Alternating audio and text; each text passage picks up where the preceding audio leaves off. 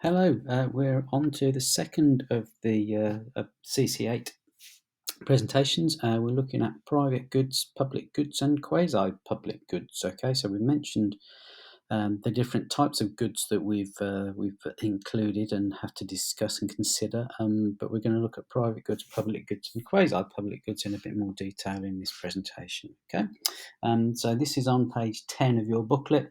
And it's entitled Private Goods, Public Goods and Quasi-Public Goods. There are some definitions in your booklet, but we're just going to run through some of those in a little bit more detail and also give you some example questions to consider too. Okay, so well, let's look at private goods first then. Okay, we already talked briefly about public goods in the previous presentation, but when we're talking about private goods, any of these could be considered to be private goods. Okay, now and so we've got petrol, we've got food, we've got white goods, and we've got construction as examples. Okay, the three characteristics of private goods are as follows. Okay, they are excludable or is excludability, and I'll explain what that means in a minute. And that's basically where consumers can be excluded from consuming a private good if they are unwilling to pay for it. Okay, so they can be excluded on the basis of the fact that they're not wanting to pay for it. There is also, for this to be a private good, there needs to be some sort of rivalry included. So that means that in some instances, one person's consumption could actually effectively reduce the amount available for others to consume. Okay, so one private good will essentially rival a person's consumption on the basis that there is a relatively limited amount of private goods that are available, and if one person consumes that, that means there is less available for others. And then also the third principle or characteristic is rejectability. Okay, so consumers can choose not to buy private goods. Okay, so that's the way in which you can define private goods from an economic standpoint. Let's have a look at some examples then. An apple is a private good because why? You don't receive it if you don't pay for it. If you consume the apple, then this reduces the amount of apples available to others. But you can also choose not to buy the apple. Okay, so as a result of that, an apple would be considered to be a private good. If we then take a look at public goods then, okay, and there are a few examples here shown. Each one of these is a form of public good, and we'll explain why public goods are public goods as opposed to private goods, okay. So a public good basically is a good that is non-exclusive, non-rivalrous in consumption, i.e. consumers can't be excluded from consuming that good. And finally, consumption by one person does not affect the amount of the good available for others to consume. So, in this scenario, then, thinking about it, a public good, such as some of the ones that we've described previously, is a situation where goods are sometimes not necessarily provided by the free market because there's no obvious way where a private firm could charge all users or indeed would want to provide the goods as there is little or no profit incentive in their provision. Okay, so street lighting would be an example. Perhaps lighthouses would be an example where it would be quite difficult. Lots of people use them, but they wouldn't necessarily be willing to pay for the full provision of them, so to speak. So, as we mentioned, street lighting, very difficult for everybody benefits from it, don't they? Anybody, walking down a dark pathway or driving in a car benefits from street lighting. But it would be very difficult for a private firm to actually charge all the users of street lighting for the benefits that they receive from that particular good or service. So, as we mentioned, the three characteristics of public goods are non-excludability. Like we said, no one can be excluded from consuming the good.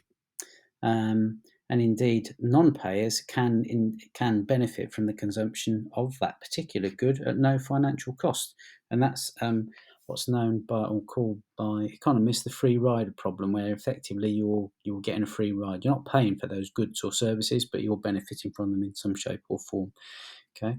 Now, the difference between public goods and private goods, with private goods, consumption is ultimately dependent on the ability to pay, whereas public goods, obviously, that is not the case.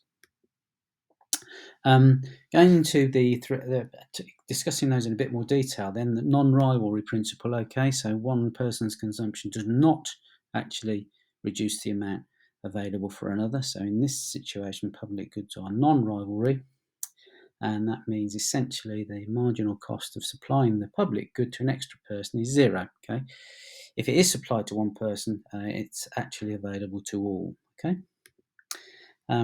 The second one, it's non-rejectable. Okay, so consumers can't choose to not to consume public goods. Okay, a collective supply of a public good for all. This means that it can't be rejected by people. And another example would be flood defences. Okay, so substantial cuts in the government's environmental department will hamper its future abilities to cope with emergencies such as flooding, MPs will fear. Okay, so examples there. So clearly, a public good. Well, obviously, it's in the public interest for people not to get flooded out, isn't it? And in this situation, obviously, that's a service that is provided essentially and paid for by the government through the tax system. So one could argue that ultimately we all do pay for it, but I think it would be only fair and reasonable to expect us to pay for some of those services in order that people can live without the fear of being flooded every 5 minutes. And other examples, then nuclear missiles are clearly a public good. Why? Because the collective supply of nuclear missiles for all means that it can't be rejected by people, much as some people might choose to. The fact is that is seen as a nuclear deterrent, and so is effectively considered by the government to be a good thing. So in this scenario, effectively, whether we like it or not, the country has to have them. And would use them should they need to. Okay. So why do public goods cause market failure then? Let's have a look and see. Well, in some instances, public goods, like some of those that we described, they wouldn't be provided by the private sector, i.e. free market forces, those that are essentially attempting to profit maximise. In most instances, they simply wouldn't provide some of those public goods. And the reasons for that, in some instances, there's no individual demand; just consumers expect somebody to provide them.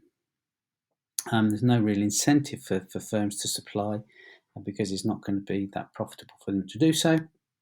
And in some cases, again, it's not possible for firms to prevent this free rider problem, and so some people will consume that good whilst not paying for it. So why do governments intervene, and how do they intervene? Well, in this instance, if we're saying that public goods are a good thing and there are good reasons for them, then clearly somebody has to provide them. And in the mixed economy that we find ourselves, and in the slightly interventionist view that the government takes, then in this instance, the government will choose to intervene to provide them. And how do they do that? In a number of ways. Okay, essentially, they provide the good. So, for instance, defence, like we talked about, much as it might be a controversial principle of the nuclear missiles, provided through the tax system. So, in that instance, the government will choose how to spend their cash, and hopefully, in this instance, do it wisely. Okay. So, the case for government intervention then, some of the reasons why it happens. So clearly, if we're talking about this non-rival principle and the non-rival nature of consumption, that provides a very strong case for the government rather than the market to provide and pay for public goods. Okay. Many of these public goods are provided for more or less for free at the point of use, and then are paid for out of general taxation or other forms of charge, like a license fee. But again, they're considered to be in a civilized society, perhaps, or an advanced society, to be good things, and we are willing through the payment of taxes to provide those to all. State provision clearly, in some cases, will be used to where there's an under provision or under consumption of public goods. so that social welfare is improved. So education would be a classic example. Okay, if that was just left to the private sector, wouldn't necessarily all get the education that we would hope for, and so the state will come in and provide that where there's an under provision or an under consumption of that particular public good.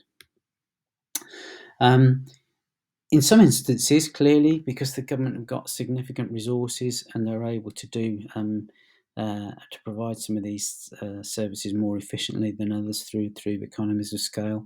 Another reason why that tends to mean that the government is providing those services and paying for it again through the tax system, but is choosing how to allocate resources most efficiently to provide those public goods to. And obviously, if we're talking about this direct provision of public goods, then effectively the government is helping to overcome this free rider problem, which again can lead to market failure, where essentially people are not paying for using a good or service. And so rather than private companies pulling out of those situations because they don't feel they get sufficiently reimbursed for doing that, then in that instance the government can step in and help to avoid this free rider problem. Okay, let's have a look at some basic questions then. Which of the following is true about public goods? Are they only provided by the price mechanism? Do they involve no opportunity cost in their provision? Are they known as free goods? Or are they characterised by a free rider problem? Okay, so which of those statements would you consider to be true about public goods? I'll just give you a moment to consider that. And we'll see in this instance it is actually D. So the answer in that instance is this free rider principle, okay? So if we were trying to do that and trying to sort of explain that, then clearly one of the things that we need to do is to try and define the public good. So what is a public good? Remember, it's a good which has non-rivalry, non-excludable, and has non-rejectable characteristics. Once you know that, and once you can remember that, it's a relatively straightforward principle, isn't it, that we could then explain the free rider problem. It's impossible to prevent those who haven't paid for the good sorry, let's rephrase that. They essentially, it's impossible to prevent those people who haven't paid for it from consuming it. Okay, like street lighting, pavements, flood schemes, etc. And it's clearly quite hard to quantify. And obviously, in this scenario, the public good would probably be underprovided if it were left just to the free market. And so the government is stepping in to provide that. And clearly, it's not A, B, or C because just the one is enough. Okay, so which of the following forms of government intervention could help to solve the free rider problem then? Okay, so that is the question. It's just a one marker, and it also asks you to explain that in a bit more detail. So you get a one marker for your multi-choice question, and then and a chance to explain that too. Okay, so again, I'll give you some time to give that some thought and see if you can have a go at answering that question. Okay, so which of the following forms of government intervention would best solve the free rider problem? Actually, let's go back, and then in this instance, clearly, what would happen? The best way to resolve that would be to provide public goods themselves. The government intervention would be responsible for the provision of those goods. So the answer would be A. Okay, if we were then talking about some of the issues around that question, so let's just pop back and then explain the reasons for that. Okay, again, going through this same principle, explain what the free rider problem is, the inability to charge people for consuming a good once it's provided. Could also talk to this free rider principle causing, in some cases, the under provision of that good, and so some form of market failure. We could then define public goods, talk about the fact that they're non-rivalry, non-excludable, and provide an example. And obviously the rejection in this instance, the reasons why the other answers wouldn't be true. B, the taxation leads to further reduction in provision and so increases market failure. C, luxury goods are private goods, they're not relevant to this discussion. And D, the subsidies for goods which result in high external goods will will increase market failure. So smoking, alcohol, and motoring as examples. Okay. So different types of market failure then. So moving on to look at page 11 and onto some of the later stuff in the booklet. Different forms of market failure. Externality is one specific consideration you would need to consider. Okay, so on page 12, there is a link that you can go and take a look at in your booklets via the digital version on Teams. Pollution in Nigeria by Shell as an example. Okay, there is the link there that you can also use. You will need to, if you want to view it via the PowerPoint, will need to see that or be viewing that in slideshare mode so that the link does work. Okay, but there's quite a nice video showing some of the issues around market failure and some of the externalities created in this case by Shell in one of their plants in Nigeria. Okay, think about identifying two private costs to Shell, the Shell company of that issue. Identify and explain two external costs to local residents, the oil spillage, and then move on and look at the next example, which is obesity. There's quite a nice Channel 4 documentary about this principle of childhood obesity and the fact that that's worsening. And again, think about two of the private costs of obesity, also explaining and identifying two external costs of obesity and what some of those issues might be. And then looking at the Bhopal disaster, which again was a terrible disaster caused by a range of issues once it was looked into in a bit more detail. But again, the private costs to the chemical factory and also the external costs to local residents of the Bhopal disaster, which was really not a very nice thing to be involved with, to say the very least. Okay, so that's the second. So that we've covered so far a little bit about market failure. We've also looked at some of these issues between private and public goods and the difference between them. And these are fundamental principles that you will need to keep referring back to when it comes to looking at market failure and how the government might choose to deal with that wherever they can. Okay, so thank you for listening once more. Again, I'll post these on Teams, and then obviously you can use that and the booklet and the PowerPoint on Teams to be able to crack on with the booklet. So thanks for that.